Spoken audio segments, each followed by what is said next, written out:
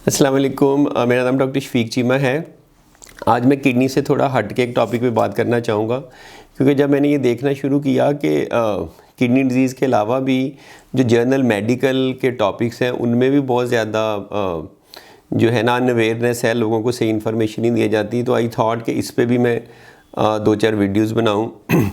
इसमें एक बड़ी कॉमन सी बीमारी है शुगर, डायबिटीज़ या ज़ियाबीतस। अब ये नंबर 1 कॉज है किडनी फेलियर की, एंड स्टेज किडनी डिजीज़ की, गुर्दों की दायमी बीमारी की।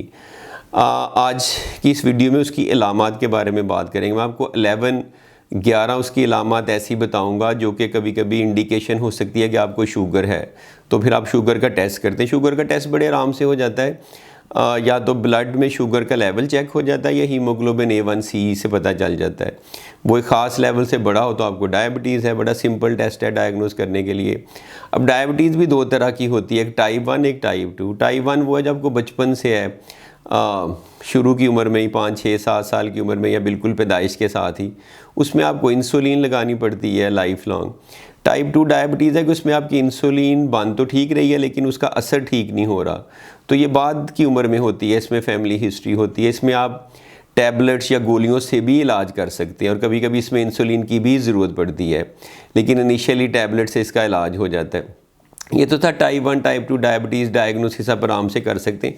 अब ये नंबर 1 कॉज है उसकी किडनी फेलियर की भी, तो इसकी अलामत आपको पता होनी चाहिए ताकि आप शुरू से ही इसको, अगर आप अर्ली स्टेज पे आपको पता चल जाएगा, इसका इलाज करेंगे तो आपको गुर्दों का मसला नहीं होगा। तो इसकी बड़ी बड़ी अलामत में से जो है ना वो मैं आपको 1 से लेके 11 तक बताऊंगा।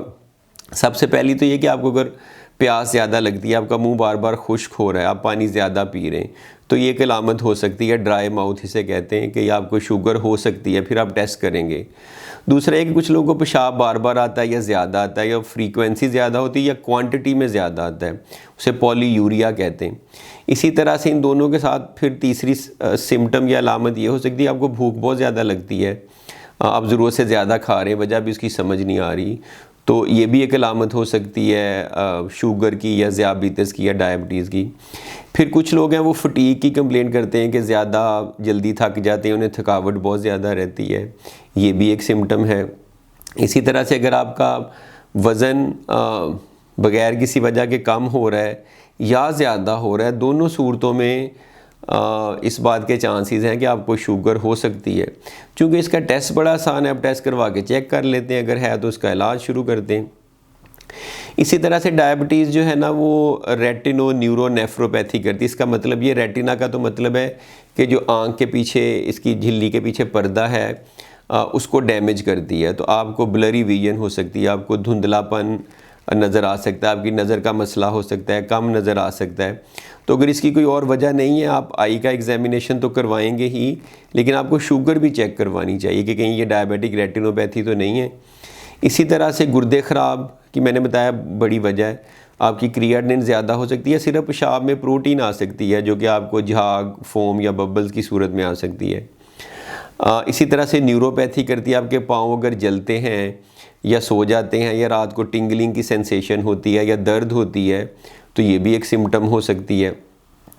आखिरी सिम्टम ये हो सकती है कि अगर आपको बार बार इन्फेक्शन होता है, कुछ लोगों को बार बार यूरिनरी ट्रैक्ट इन्फेक्शन हो जाता है, फंगल इन्फेक्शन हो जाता है, या आपको कोई छोटा सा ज़ख़म है, वूंड है, वो जल्दी भर नहीं रहा, तो ये भी शुगर की एक अलामत या सिम्टम हो सकती है।